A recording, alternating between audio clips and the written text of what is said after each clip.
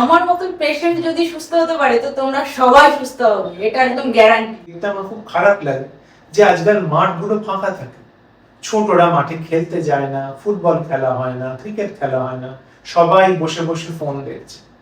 ফোনে কার্টুনও দেখে না আজকাল, ফোনে তারা সব নলেজ গ্যাদার করছে। অনেক ছেলেরা আমার কাছে আসে, তাদের আমি দেখি অন্য কোনো প্রবলেম নেই, সেক্সুয়ালি দিকটা কোনো প্রবলেমই নেই, তার ফ্যাটি লিভারটা এমন একটা জায়গায় হয়ে আছে যে সেই জায়গাটাতে সে ফাংশন করতে দিচ্ছে না। আরেকটা কথা যেটা এখন মহিলাদের খুবই প্রবলেম হচ্ছে, ইভেন আমারও কিছু হয়েছিল, আপনি ঠিক করে দিয়েছেন ওষুধ দিয়ে, সেটা হচ্ছে পিসিওডি, যেটা ওভারির মধ্যে আর কি সিস্ট হয়ে যায়। আমারও জাস্ট হয়েছিল অনেকদিন আগে, অনেক প্রায় বছর খানেক হয়ে গেছে, তো স্যার ঠিক করে দিয়েছে। তো এই জিনিসটা কেন হয়, যারা প্রচুর মানে মটন চিকেন প্রচুর ডেইলি খাচ্ছে তাদের জন্য কোলেস্ট্রল হওয়াটা একটা নর্মাল জিনিস।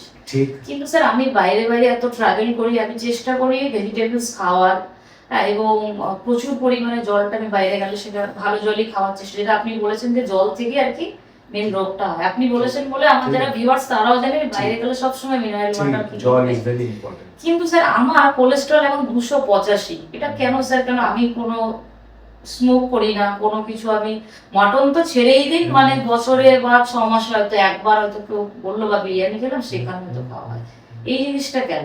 আর একটা খুব ইম্পর্টেন্ট ধারণা, সেটা আমি ভেঙে দিতে চাই। কখনো ভাববেন না ওয়েট বেশি হলে তাদেরই ফ্যাটি লিভার হতে পারে। একজন খুব রোগাশোগা মানুষ যার শরীরে ফ্যাট কিচ্ছু নেই, তারও কিন্তু ফ্যাটি লিভার হতে পারে। কারণ এন্ড অফ দ্য ডে মনে রাখতে হবে এটা একটা disease of liver. Outside food is commercial food, সেটা যত ভালো, যত টেস্টফুল, যত হাইজিনিক হোক, আপনার বডির পক্ষে, আপনার লিভারের পক্ষে সেটা কখনোই অ্যাকসেপ্টেবল নয় যদি সেটা রেগুলারলি খাওয়া হয়।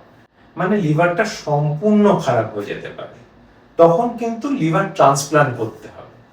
15-20 লাখ টাকার খরচ, এবং কোনো তাতে সিওরিটি নেই যে আপনি সেই নতুন লিভারটা পেয়ে আপনার কোনো অসুবিধে হবে না। নতুন লিভার পাওয়া একটা কঠিন ব্যাপার, সেটা আজ চাইলাম আপনি দোকান থেকে পেয়ে যাবেন না, তার জন্য ডোনার দরকার, তার জন্য অনেক সময় দরকার। আজকে আমি যেই জায়গাটাতে আছি এটা কোনো পডকাস্ট চ্যানেল নয় বা কোনো প্রমোশন ভিডিও নয়। যেই জায়গাটাতে আমি এসেছি এবং যেই মানুষটা, যিনি ডাক্তারবাবুর কাছে আমি যে এসেছি আজকে, তিনি আমাদের কাছে একজন ভগবানের মতন বলতে পারো, এতে আমার বলতে কোনো লজ্জা নেই। তিনি আমাদের কাছে হচ্ছেন একজন গড গিফট। কেন তোমাদেরকে বলে দিই, তোমরা সবাই আমার বোনকে চেনো, বর্ণালী, তার বিলুরুবিন হয়ে গিয়েছিল 19 পয়েন্ট কত, তাকে হাসপাতালে নিয়ে গিয়েছিলাম, তারপরে সেখান থেকে ফেরত পাঠিয়ে এনার কাছে নিয়ে এসেছি, পুরো ঠিক করে দিয়েছে। আমার কাকার ক্রিয়েটিনাইন হয়ে গেছিল 10 পয়েন্ট কত, যেখানে আমি একটা কলকাতার বিশাল বড় হাসপাতালে নিয়ে গেছিলাম, তো বলেছিল ইমিডিয়েট একে ডায়ালিসিস করতে হবে। তারপরে স্যারের কাছে নিয়ে আসি, স্যার পুরো একদম 3 মাসের মধ্যে পুরো আমার কাকাকে ঠিক করে দেয়। তো আজকে সেই মানুষটার কাছে আমি এসেছি ভালোবাসার খাতিরে, আমি এই জাস্ট ভিডিওটা বানাচ্ছি, এটা কিন্তু কোনো প্রমোশন ভিডিও নয়। মানুষটা সত্যি আমাদের কাছে একজন ভগবান তুল্য মানুষ। ইনি হচ্ছেন ডক্টর দেবাঞ্জন মুখার্জি। তো স্যার ভীষণই ভালো লাগলো আজকে আপনার কাছে এসে। আর কথা হচ্ছে যে বর্ণালীকে যে আপনি ঠিক করে দিয়েছেন, আপনি নিজে জানেন কি 19 পয়েন্ট কত হয়ে গিয়েছিল, কলকাতার একটা হসপিটালে আমরা নিয়ে গেছিলাম, সেটা একটা নামি দামি হাসপাতাল, এবং সেখানে যেই ডাক্তার আর কি দেখছিলেন তিনি আবার আমাদের রিলেটিভ। তো যখন 12 দিন প্রায় হয়ে যায়, তারপরে সেই ডাক্তার বাবুই আমাদের বলেন কি হাসপাতালে প্রচুর বিল বাড়ছে, এবার বাড়িতে নিলে কোনো একজন গ্যাস্ট্রোএন্টারোলজিস্টকে দেখাও। তারপরে আমরা এই ডাক্তারবাবু খোঁজ পাই, ইনি স্পেশালিস্ট হচ্ছেন গ্যাস্ট্রোএন্টারোলজি, এবং সাথে লিভার থেকে শুরু করে সমস্ত কিছুরই আর কি ট্রিটমেন্ট করেন। তো এই ভিডিওটা বানানোর আমার একটাই উদ্দেশ্য, দেখো আমি চাই সবাই সুস্থ থাকুক, এটাই হচ্ছে কথা, কিন্তু রোগ হয়ে গেলে তখন তো ট্রিটমেন্ট করতেই হবে। তো সেক্ষেত্রে তোমরা ডাক্তারবাবুর সাথে যোগাযোগ করতে পারো। কেন জল জ্যান্ত উদাহরণ হচ্ছে আমরা, আমাদের পরিবারের ইনি, মানে যেগুলো আর কি ক্রিটিক্যাল যে কি বলো ওটাকে কেসগুলো, সেগুলো ডাক্তারবাবু একদম পুরো একদম ঠিক করে দিয়েছে। আচ্ছা ডাক্তারবাবু, আমরা তো ট্রিটমেন্ট পেয়েছি, যেটা বর্ণালীর ক্ষেত্রে দেখলাম বা কাকার ক্ষেত্রে দেখলাম, যেটা বিলুরুবিন 19 পয়েন্ট কত হয়ে গেছিল, কাকার 10 পয়েন্ট কত হয়ে গেছিল, কিন্তু আমরা এখনো দেখছি এবং দেখছি যে আজকাল ঘরে ঘরে লিভারের পেশেন্ট, ফ্যাটি লিভার, এই লিভার প্রবলেম, কারোর পিসিওডি থেকে শুরু করে কারোর ক্রিয়েটিনিন বেড়ে গেছে, ডাক্তারবাবু এই জিনিসগুলো মানে কেন হয়, লিভারটা কেন খারাপ হয়, বা এটা যদি একটু আমার ভিউয়ার্সদের বলেন তাহলে ভীষণ ভালো হয়। হ্যাঁ, আপনারা অনেকেই জানেন না, লিভার একটা বেশ অদ্ভুত সুন্দর একটা ইম্পর্টেন্ট অর্গান আমাদের বডি। এটা হলো second largest organ of our body. First হলো স্কিন, সেকেন্ড হলো লিভার। এখন লিভারের যখন আমাদের জিজ্ঞেস করা হয় না ইম্পর্টেন্স কি, সেটা বলতে বলতে একটা পুরো বই হয়ে যায়। লিভার এত ইম্পর্টেন্ট একটা অর্গান। আপনারা এখন সাধারণত সবার মধ্যে দেখবেন একটা রোগ খুব প্রচলিত হয়েছে, এটা খুব বাড়ছে। কেন বাড়ছে সেটাও আমি আসবো, সেই বিষয়টাতেও আসবো। খুব কমনলি যেটা শুনবেন, মাঝে মধ্যে প্রায় সব ইউএসজি রিপোর্ট করলেই, আপার অ্যাবডোমেন আল্ট্রাসোনোগ্রাফি করলেই এখানে দেখা যায় ফ্যাটি লিভার। কারো ক্ষেত্রে দেখবেন লেখা থাকে গ্রেড 1, গ্রেড 2, এবং অনেক সময় সেটা তাদের ধারণা হয় যে লিভারে ফ্যাট জমে যাওয়া মানেই বোধহয় ফ্যাটি লিভার, বা আমাদের একটু ওয়েট বেড়ে গেছে, আমরা একটু ভিজি ভিজি খাচ্ছি বলেই বোধহয় লিভারে ফ্যাট জমে গেছে, তাই সেটা ফ্যাটি লিভার। কিন্তু বেসিক্যালি ব্যাপারটা তা নয়। আসলে রোগটার নাম হলো হেপাটিক স্টিয়াটোসিস। লিভারের যখন একটা অংশ খারাপ হয়ে যায়, লিভারের অনেকগুলো লোবস থাকে, মানে অনেকগুলো বড় বড় অংশ নিয়ে একটা লিভার।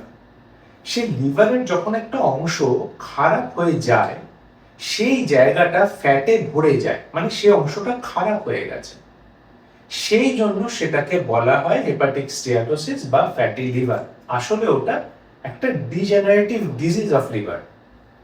গ্রেড 1 মানে প্রায় 20 থেকে 30% খারাপ হয়ে গেছে। গ্রেড 2 মানে প্রায় 60% বেশি লিভার খারাপ হয়ে গেছে, মানে পুরো দমে লিভার কাজ করতে পারছে না। এখন এই পরিস্থিতি কেন হয়, এটা বেসিক্যালি আমরা দুটো ভাগে ভাগ করতে পারি। একটা হলো নন অ্যালকোহলিক ফ্যাটি লিভার, একটা হলো অ্যালকোহলিক ডিপেন্ডেন্ট ফ্যাটি লিভার। যারা অ্যালকোহল খান, অ্যালকোহলের একটা ডেট্রিমেন্টাল ইস্যু লিভারের উপর আছে, এটা আমরা সবাই জানি, প্রত্যেকে জানি যে অ্যালকোহল খেলে লিভার পচে যাবে। যে অ্যালকোহল বেশি খাচ্ছে সেও জানে, যে কম খাচ্ছে সেও জানে। সেই জন্য এই অ্যালকোহল খাওয়ার জন্য লিভার যে ড্যামেজটা হয় সেটা গ্রেড 1 হতে পারে, গ্রেড 2 হতে পারে, এবং সেইটার চিকিৎসা করা খুব প্রয়োজন, করে ওটাকে সারিয়ে ফেলতে হবে। এবং পরেও যদি আপনি অ্যালকোহল কনজিউম করেন, একটা লিভার সাপোর্টিভ ওষুধ সঙ্গে রেখে দিতে হবে, যাতে লিভারটা আবার খারাপ না হয়ে যায়। এটা এত ডেঞ্জারাস কেন? এই গ্রেড 1, গ্রেড 2, গ্রেড 3 এর পর লিভারটা সিরোসিস হয়ে যেতে পারে, মানে লিভারটা সম্পূর্ণ খারাপ হয়ে যেতে পারে। তখন কিন্তু লিভার ট্রান্সপ্লান্ট করতে হবে। 15-20 লাখ টাকার খরচ, এবং কোনো তাতে সিওরিটি নেই যে আপনি সেই নতুন লিভারটা পেয়ে আপনার কোনো অসুবিধে হবে না। নতুন লিভার পাওয়া একটা কঠিন ব্যাপার। সেটা আজ চাইলাম আপনি দোকান থেকে পেয়ে যাবেন না, তার জন্য ডোনার দরকার, তার জন্য অনেক সময় দরকার। ঈশ্বর আপনাকে সেই সময়টা দিলে তবে তো ট্রান্সপ্লান্ট। ওই জন্য এই ভয়ঙ্কর পরিস্থিতিটাতে যাতে পৌঁছতে না হয়, তার জন্য ওষুধ খেয়ে এই লিভারটাকে সারিয়ে ফেলতে হবে। আচ্ছা, এটা তো গেল যারা অ্যালকোহল খান তাদের জন্য। যারা অ্যালকোহল জীবনে কোনোদিন ছোঁননি, তাদেরও সম্পূর্ণভাবে ফ্যাটি লিভার হতে পারে। যেমন বর্ণালী, যেমন বর্ণালীর এরকম অনেকেরই হতে পারে ফ্যাটি। ফ্যাট লিভারের প্রথম কারণ কি? প্রথম হলো আমাদের লাইফস্টাইল। লাইফস্টাইলের মধ্যে আমাদের অনেক গন্ডগোল হয়ে আছে। তার মধ্যে প্রথম গন্ডগোল হলো খাবার, ডায়েট। আমরা প্রচন্ড আউটসাইড ফুড, ফাস্ট ফুডের উপর ডিপেন্ডেন্ট হয়ে গেছি। আগে তো আমাদের outside food, fast food consume করতে গেলে, খেতে গেলে বাড়ির বাইরে যেতে হতো। অনেকেরই বাইরে কাজ, বাইরে থাকতে হতো। বাইরের কাজগুলো করতে গেলে তাদের সেই খাবার খেতে তারা বাধ্য। কি করবেন তারা? আর তো কোনো উপায় নেই। কিন্তু এখন আরো কি সর্বনাশ হয়েছে, আমাদের অ্যাপ এসে গেছে। আমরা অর্ডার দিচ্ছি, ওই বাইরের ফাস্ট ফুড গুলো হুড়ু করে বাড়িতে চলে আসছে। বাড়িতে রান্না বান্নার অনেক সংসারে বন্ধ করে দিয়েছে। তাই জন্য আরো আউটসাইড ফুড খাওয়া বেড়ে গেছে। Outside food is commercial food. সেটা যত ভালো, যত টেস্টফুল, যত হাইজিনিক হোক, আপনার বডির পক্ষে, আপনার লিভারের পক্ষে সেটা কখনোই অ্যাকসেপ্টেবল নয়। যদি সেটা রেগুলারলি খাওয়া হয়, সপ্তাহে একদিন খেলেন ইজ ফাইন, কিন্তু যদি আপনি রেগুলারলি আউটসাইড ফুড কনজিউম করেন, সেটা বডির উপর একটা এক্সেসিভ লোড ক্রিয়েট করে, তার জন্য ফ্যাটি লিভার হবে। ইয়েস, হবেই। সেকেন্ড পয়েন্ট কি না, আপনাদের এক্সারসাইজ না করার ইচ্ছে। যে কোনো জন্তু জানোয়ারের মতো মানুষও একটা লিভিং অর্গানিজম, তার মিনিমাম কিছু নড়াচড়া করা দরকার, শরীরের ভীষণ প্রয়োজন। কিন্তু যতক্ষণ শরীর আমাদের সাপোর্ট দিয়ে যায়, কমপ্লেন না করে, আমরা শরীরটাকে অত্যাচার করতে থাকি। যতক্ষণ না শরীরটা কান্নাকাটি করে আমাদের কাছে এসে ভেঙে পড়ে, তখন আমরা শরীরের দিকে মন দিই, তখন আমরা ঠাকুর ডাকি। কিন্তু গন্ডগোলটা এখানে, আমাদের প্রত্যেক দিন কিছু না কিছু এক্সারসাইজের মধ্যে নিজেকে রাখতে হবে। সেটা আধ ঘন্টা করে 1 ঘন্টা হোক, 1 ঘন্টা করে হাঁটা হোক, দৌড়ানো হোক, কোনো জিমে যাওয়া হোক, এরোবিক্স করা হোক, যোগা করা হোক, লেট ইট বি এনিথিং। কিন্তু আমি শরীরের জন্য একটা সময় ডিভোট করলাম সারাদিনে, দিস ইজ ভেরি ইম্পর্টেন্ট। অনেকে বলবেন আমার তো স্কুলে পড়াতে যাই, পড়াতে গেলে আমার 2 কিলোমিটার হাঁটা হয়ে যায়। কেউ বলে আমি তো অন সাইটে কাজ করি, আমার সারাদিনে 4 কিলোমিটার ঘোরা হয়ে যায়। That is not enough. যদি আপনি শরীরকে ওই আউটসাইড প্রেশার গুলো দিতে থাকেন, খাওয়া দাওয়া ঠিক নেই, কাজের মধ্যে নানা রকম স্ট্রেস রয়েছে, স্ট্রেসও আমাদের ভীষণ বাজেভাবে এফেক্ট করে লিভারের ক্ষেত্রে। কাজের স্ট্রেস রয়েছে, বাড়িতে ফিরে এসে সেখানে নানা রকম স্ট্রেস রয়েছে, সেইগুলো তো শরীরে পড়ছে। সেইগুলোকে কমব্যাট করার জন্য ওই 2 কিলোমিটার হাঁটায় কিচ্ছু হবে না। মিনিমাম 10,000 স্টেপস প্রত্যেক দিন করা দরকার, ভীষণ দরকার এগুলো। ঠিক আছে, তারপরে আমরা যে কথায় কথায় চলে এলাম, সেখানে এলো স্ট্রেস। এই স্ট্রেসটা আমাদের আজকাল একদম ছোটবেলা থেকে শুরু হয়ে যায়। আগে তো আমরা একটা পড়াশোনা করে একটা জায়গায় বড় হয়ে চাকরিতে ঢোকা হলো, বিয়ে থা হলো, তখন লাইফের স্ট্রেস। এখন কি ছোটবেলা থেকেই স্ট্রেস, পড়াশোনার স্ট্রেস, পিয়ার প্রেশারের স্ট্রেস, ওই বন্ধু ওটাতে ভালো, সেই বন্ধু সেটাতে ভালো, আমার একটা ভালো সেলফোন নেই, তার একটা ভালো সেলফোন আছে, আমার একটা ভালো বাইসাইকেল নেই, তার একটা ভালো বাইসাইকেল আছে। এমন লেভেলে স্ট্রেস পৌঁছে গেছে মানুষের একদম ছোট বয়স থেকে। দেখতে আমার খুব খারাপ লাগে যে আজকাল মাঠগুলো ফাঁকা থাকে, ছোটরা মাঠে খেলতে যায় না, ফুটবল খেলা হয় না, ক্রিকেট খেলা হয় না, সবাই বসে বসে ফোন দেখছে। ফোনে কার্টুনও দেখে না আজকাল, ফোনে তারা সব নলেজ গ্যাদার করছে। নলেজ গ্যাদার ইজ গুড, কিন্তু সেটা ঠিক আছে, হয়ে যাবে একটা টাইমে, লাইফে হয়ে যাবে। বাট খেলা is very essential for us. আমাদের মধ্যে স্পোর্টসম্যান স্পিরিট আসাটা খুব দরকার। লাইফের চ্যালেঞ্জেস গুলোকে অনেক ভালো করে নেওয়া যায়, ওই জন্য খেলাধুলো করা খুব দরকার। ছোটদের লাইফ থেকে খেলাধুলো চলে গেছে, ওই জন্য একদম আমরা দেখছি চেম্বারে অনেক কম বয়সের মানুষরা চলে আসছে হার্টের প্রবলেম নিয়ে, লিভারের প্রবলেম নিয়ে। 22-23 বছরের ছেলেমেয়েরা সব লিভারের প্রবলেম নিয়ে চলে আসছে, ফ্যাটি লিভার নিয়ে চলে আসছে। আর একটা খুব ইম্পর্টেন্ট ধারণা, সেটা আমি ভেঙে দিতে চাই। কখনো ভাববেন না ওয়েট বেশি হলে তাদেরই ফ্যাটি লিভার হতে পারে। একজন খুব রোগাশোগা মানুষ, যার শরীরে ফ্যাট কিচ্ছু নেই, তারও কিন্তু ফ্যাটি লিভার হতে পারে। কারণ এন্ড অফ দ্য ডে মনে রাখতে হবে, এটা একটা ডিজিজ অফ লিভার, যে কোনো মানুষের হতে পারে। তার যে কোন জায়গাটা থেকে এসেছে, কারোর লাইফে মেন্টাল স্ট্রেস থেকে এসেছে, কারোর ল্যাক অফ এক্সারসাইজ থেকে এসেছে, কারোর খাওয়া দাওয়ার মানে রেগুলার একটা হ্যাবিট নেই, যখন ইচ্ছে খাওয়া পায় তখন সেইভাবে খায়, তাই থেকে এসেছে, কারো আউটসাইড ফুড থেকে এসেছে। নানান দিক থেকে রোগটা আপনার মধ্যে আসতে পারে, তাই জন্য তৈরি হচ্ছে ফ্যাটি লিভার। এটা হলো লিভারের একটা কমন ডিজিজ। তার সঙ্গে আরেকটা ডিজিজ আপনারা দেখতে পাবেন, সেটা হলো এনলার্জমেন্ট অফ লিভার। এই এনলার্জমেন্ট অফ লিভারটাও প্রায় ফ্যাটি লিভারের সঙ্গে হয়। এখানে ওই লিভারের উপর এক্সেসিভ স্ট্রেস পড়লে লিভার বড় হয়ে যায়। বড় হয়ে গেলে কি হবে, লিভার ওই ছোট্ট পেটের একটুখানি লিমিটেড জায়গা, সেখানে যদি লিভারটা আরো বড় হয়ে যায়, সে তো বাকি অর্গানস গুলোর উপর ধাক্কা দিয়ে রেখেছে। আপনার কি সিমটমস হবে, অল্প কিছু খেলেই পেট ভরে যাচ্ছে, বমি উঠে আসছে, একটু কিছু পেটে গেল মোচে এবার ফেলে দিই, বমি করে ফেলি। কারণ পেট আর এক্সপ্যান্ড করার, ধরে রাখার মতন জায়গাই পাচ্ছে না, সবটা লিভারে বড় হয়ে গেছে। লিভার বাকি অর্গান গুলোকে ব্রিথ করতে দিচ্ছে না, নিঃশ্বাস নিতে দিচ্ছে না, ভীষণ রকম প্রবলেম হয়ে যাবে। এইবার আপনাদের ভাবতে হবে, এই লিভার খারাপ হলে সেটা থেকে আর কি কি হতে পারে। লিভার খারাপ হলে আপনার ডায়াবেটিস হওয়ার ভীষণ সম্ভাবনা বেড়ে যায়, কারণ লিভার খারাপ হওয়ার সঙ্গে ইনসুলিন রেজিস্ট্যান্স সরাসরি জড়িত। আপনার ফ্যাটি লিভার থাকলে আপনি খুব ইজিলি ডায়াবেটিক হয়ে যেতে পারেন, ডায়াবেটিস আপনাকে আক্রমণ করতে পারে। আপনার চিন্তা ভাবনাকে ডিস্টার্ব করে দেবে, ঠিক মতন ব্রেন ফ্যাকাল্টি কাজ করবে না, আপনার ঠিক মতন খিদে পাবে না, ঠিক মতন ঘুম হবে না, বডি ঠিক ঠিক এনজাইম কাজ করবে না, বডি ঠিক ঠিক অ্যাবজর্পশন হবে না, যা আপনি খাচ্ছেন তার থেকে প্রয়োজনীয় জিনিসগুলো বডি পাবে না। তখন বডিতে উইকনেস আসবে, মিনারেল ডিপ্লিশন হবে, ভিটামিন কমে যাবে, সব দিক থেকে লিভার যেহেতু সাপোর্ট দিচ্ছে না খারাপ হতে থাকবে। এমনকি সেক্সুয়াল লাইফে পর্যন্ত ডিস্টার্ব হয়ে যেতে পারে এই লিভার প্রবলেম থেকে। অনেক ছেলেরা আমার কাছে আসে, তাদের আমি দেখি অন্য কোনো প্রবলেম নেই, সেক্সুয়াল দিকটা কোনো প্রবলেমই নেই, তার ফ্যাটি লিভারটা এমন একটা জায়গায় হয়ে আছে যে সেই জায়গাটাতে সে ফাংশন করতে দিচ্ছে না, সমস্ত এনজাইমগুলোকে ডিস্টার্ব করে দিচ্ছে। ফ্যাটি লিভার ঠিক হয়ে যায়, সেই মানুষটা পারফেক্ট হয়ে যায়। এরকম অনেক স্ট্রেস লেভেলে অনেক দিকে দেখা যায়। কারণ হয়তো দেখছি ঘুম হচ্ছে না, দিনের পর দিন সে স্লিপিং পিলস খেয়ে যাচ্ছে। প্রবলেম আসলে ঘুমের নয়, প্রবলেম আসলে লিভারের। লিভার ঠিক করে দেওয়া কি এফেক্ট করে? হ্যাঁ, ডেফিনেটলি। লিভার যেমন একটা ইম্পর্টেন্ট অর্গান, কিডনিও একটা ইম্পর্টেন্ট অর্গান, এবং লিভার যদি অসুস্থ থাকে তার স্ট্রেস তো কিডনির ওপর গিয়ে পড়বে।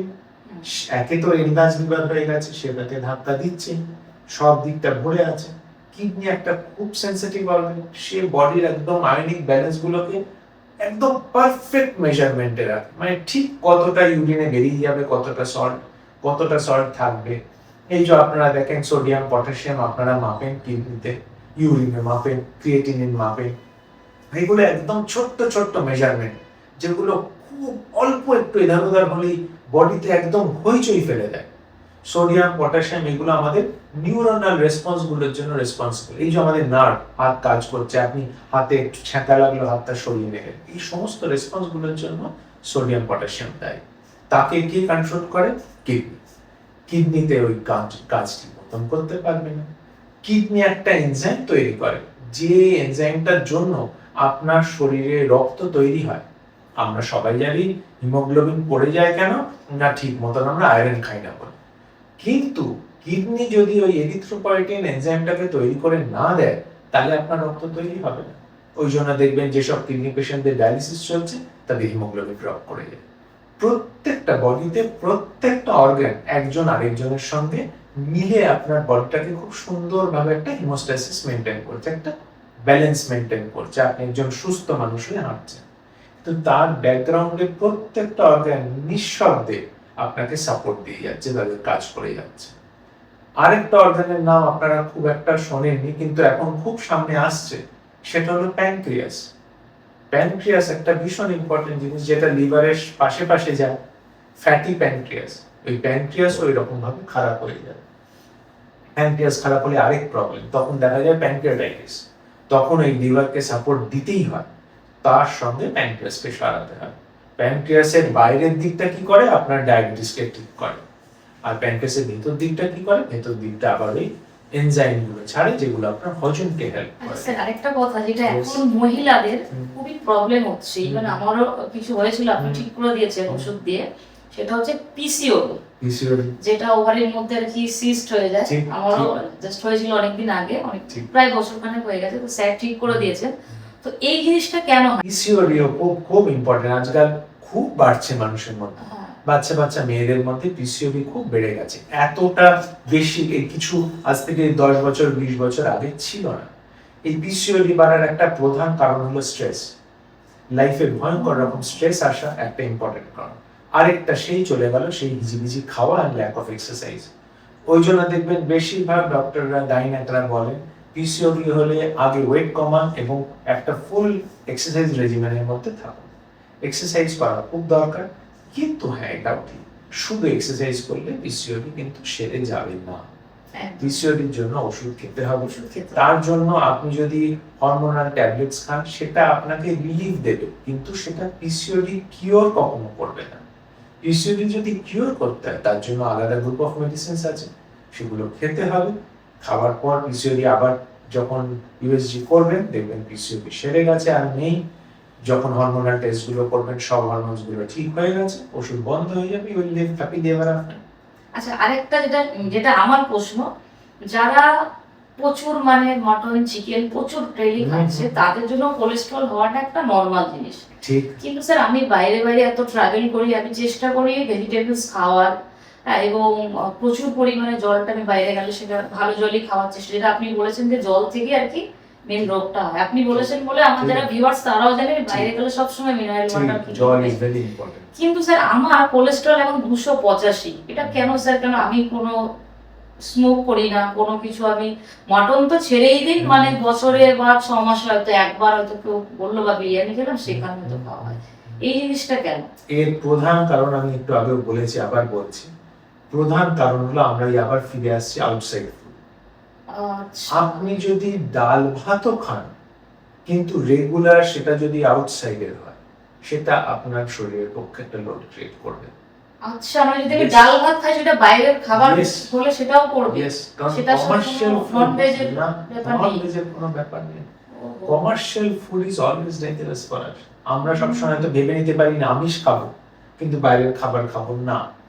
বাইরের যে তেলটা ইউজ করা হচ্ছে সেটা ফ্রেশ হচ্ছে কিনা, সেটা কতটা কি ভালো তেল ইউজ করা হচ্ছে। রিফাইন্ড অয়েল আমাদের কাছে একটা সাংঘাতিক কার্স। আমাদের রিফাইন্ড অয়েল বডিতে যাওয়া একেবারেই উচিত না। আপনারা দেখবেন এখন নেটে পাওয়া যায় cold pressed oil, that is a better option. Refined oil আমাদের বাইরের যা রান্না হয় সব রিফাইন্ড অয়েল নয় পাম অয়েল, সেটা একটা লোড ক্রিয়েট করেই যায়।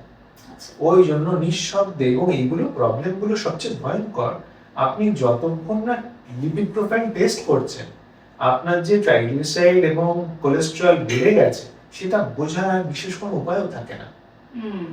মানুষটা ভুগতে থাকে এবং এই সব বাজে জিনিসগুলো আমাদের ওই ব্লাড ভেসেলস এর ভিতরে জমতে থাকে, পরে হার্টে প্রবলেম হয়, ওই সেই অ্যাংজাইনা শুরু হয়, হার্টে ব্যথা হয়, থ্রম্বোসিস হয়, এইসব ব্যাপার স্যাপার হয়। দেখ, আমার তো একটা বড় প্রশ্ন ছিল, এটা আমার খুব জানার ইচ্ছে ছিল যে আমি নন ভেজ খাই না তারপর আমার কোলেস্ট্রল এরকম কেন হয়।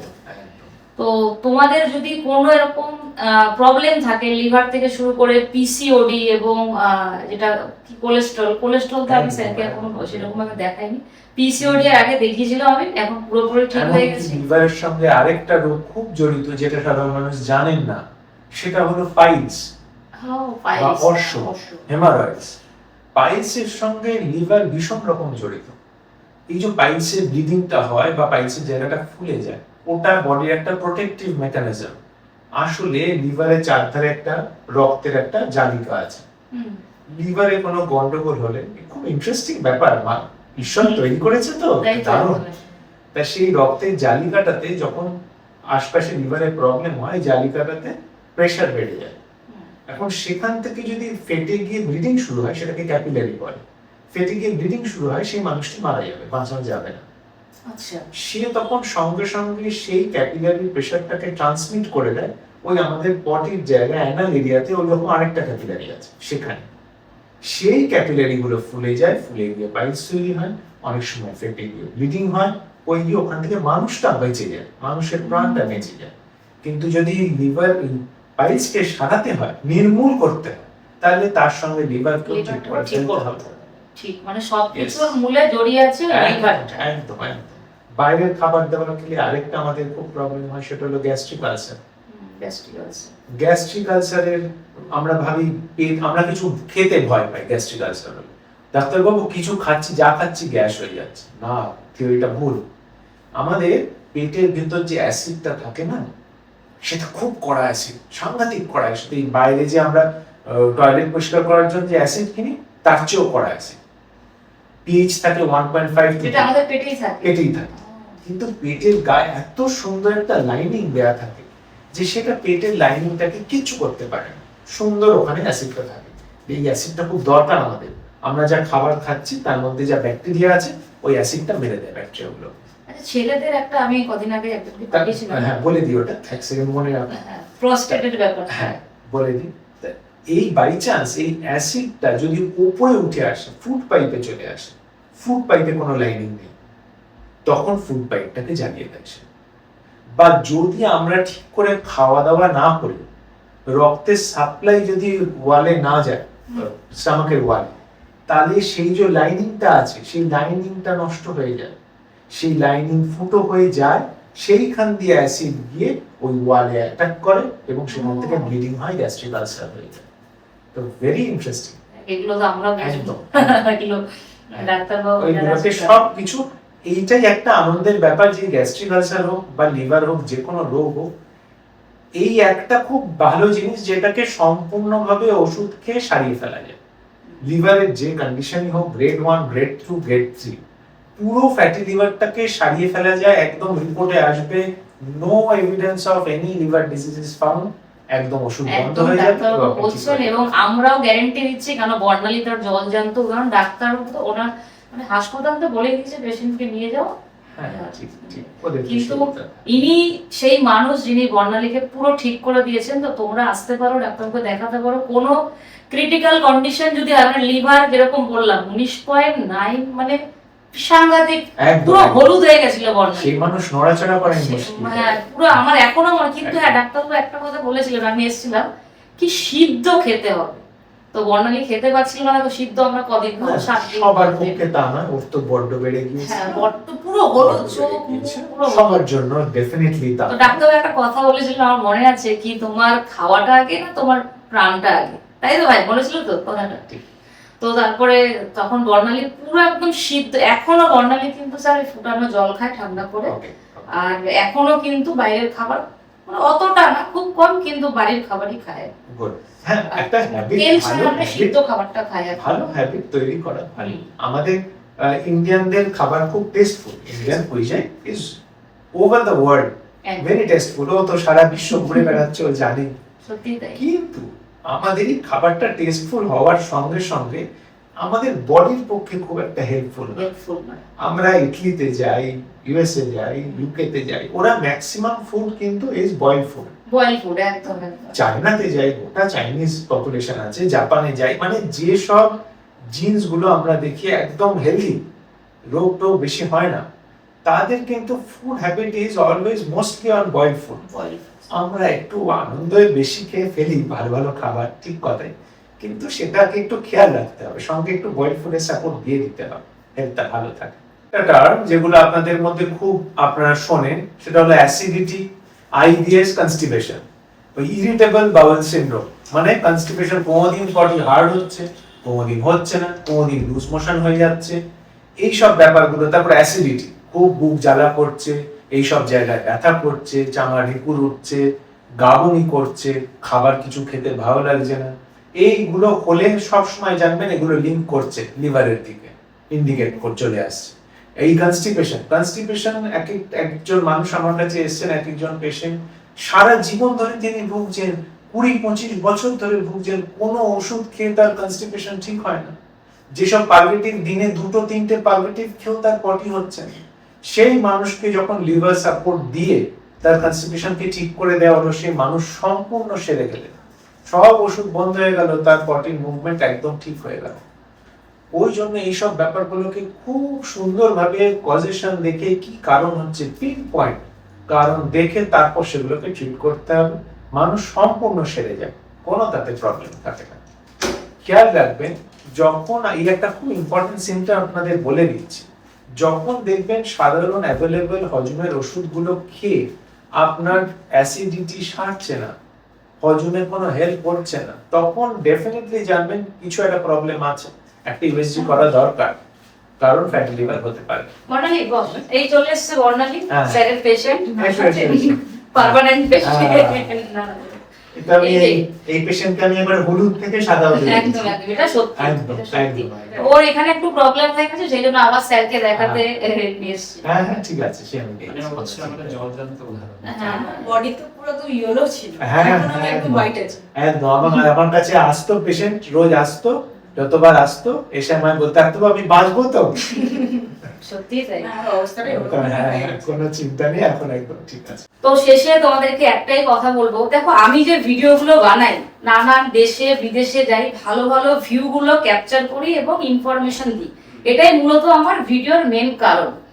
তো আজকে মানে ইনি যে আছেন ডাক্তারবাবু, আমাদের একে ঠিক করেছে, তারপরে আমার কাকাকে, কত ক্রিটিক্যাল কন্ডিশনে এরা ছিল, তাদেরকে পুরো ঠিক করে দিয়েছে। ও যে পজিশনে এখানে এসছিল, ওই হসপিটাল থেকে তো বলে দিয়েছে এই পেশেন্ট না বাঁচার কথা, বাড়িতে নিয়ে যাও।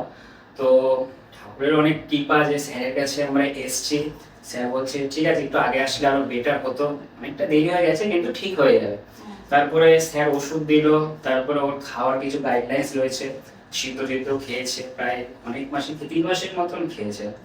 আর এখন জলজান্ত উদাহরণ সামনেই বসে আছে, এটা ওকে এই কারণে এই কথাটা বারবার বলা হচ্ছে, তার কারণ ও হচ্ছে আমার লাইফ পার্টনার। হ্যাঁ, তো আমি চাইবো না যে কখনই আমার লাইফ পার্টনার চলে যাক, কিন্তু সে সময় আমাদের একটা খুব ফিনান্সিয়াল কন্ডিশন খারাপ হয়ে গিয়েছিল। তার কারণ ওর ট্রিটমেন্ট, একে তো হসপিটালে অনেক টাকা আমরা খরচা করে এসেছি, দ্বিতীয় হচ্ছে এখানেও মেডিসিন রয়েছে। তো সেখান থেকে দিদি বলতে পারো দিদিরও ভাগ্যের চাকাটাও অনেকটা ঘুরে গেছে। আজকে যে দিদি ইউটিউবে যে রয়েছে, কিছুটা মানে আমাদের এতটাই অভাব হয়ে গিয়েছিল মানে সংসারের প্রতি, মানে অভাবটা আমার টার্নিং পয়েন্ট ছিল আর কি। একদম মানে সেখান থেকে ও ঘুরে দাঁড়িয়েছে। আর সব থেকে বড় কথা হচ্ছে আমরা তো একজন মানে ট্রাভেল ব্লগার, এই ভিডিওটা করার একটাই পারপাস, তার কারণ আমরা সম্পূর্ণ ভালোবাসার খাতিরে করছি। স্যারের প্রতি আমাদের অনেক অনেক ভালোবাসা রয়েছে। আর আমি চাই যে এই জিনিসটাকে অনেকটা ট্রাভেলের মতন করে, মানে দেখো স্যারের তো দেশ বিদেশে অনেক বলতে পারো পেশেন্ট রয়েছে, তো আমি চাই এই বিষয়টা যদি ট্রাভেলের মতো সবার কাছে যদি পৌঁছে যায় যে না এরকম একজন ডাক্তার আছে যিনি মানুষকে ভালো করে। তো তোমরা আসো, আমরা মানে কি বলবো, এই ভিডিওর নিচে স্যারের নাম্বারটা দেওয়া থাকবে, স্যারের সাথে কন্ট্যাক্ট করতে পারো। ভীষণ ভীষণ ভালো ডাক্তার। তবে যে কোনো রোগ কি বলতো, এটা আমি তো অত ডাক্তারি পারি না আর জানিও না, যে কোনো রোগ জানি যে শুরু থাকতে যদি ধরা যায় সে বড় বড় রোগ কিন্তু ঠিক করা যায়, বড় বড় রোগ পরে ঠিক করা যায়, কিন্তু শুরু থেকে যদি রোগটাকে ধরা যায় আমি মনে করি সেটা খুব ভালো হবে। ভিডিও শেষে একটাই বলবো, thank you sir. Thank you sir. মানে ও তো আমাদের পরিবারের মতো, মানে এটাই আমারও চিকিৎসা জগতে আমারও এটাই আমার পাওনা। যখন আমার পেশেন্টরা সেরে যায়, তোমার মতন এরকম আরো অনেক পেশেন্টই আছেন যারা আসেন, এসে ফ্যামিলি নিয়ে আসে, মিষ্টি নিয়ে আসে, বলে তবু কি ছিলাম, সেরে গেছি, এখন ভালো হয়ে গেছি। আমি তো খুব এটাই আমার প্রাপ্তি। আমি তো খুব ক্রিটিক্যাল ছিলাম না, যে পিসিওডিতে অতটা ছিল না আমার, কিন্তু ও ছিল মানে একদম, মানে একদম, ও তো আমি একটা কথা বলছি, আমার মতন পেশেন্ট যদি সুস্থ হতে পারে তো তোমরা সবাই সুস্থ হবে, এটা একদম গ্যারান্টি।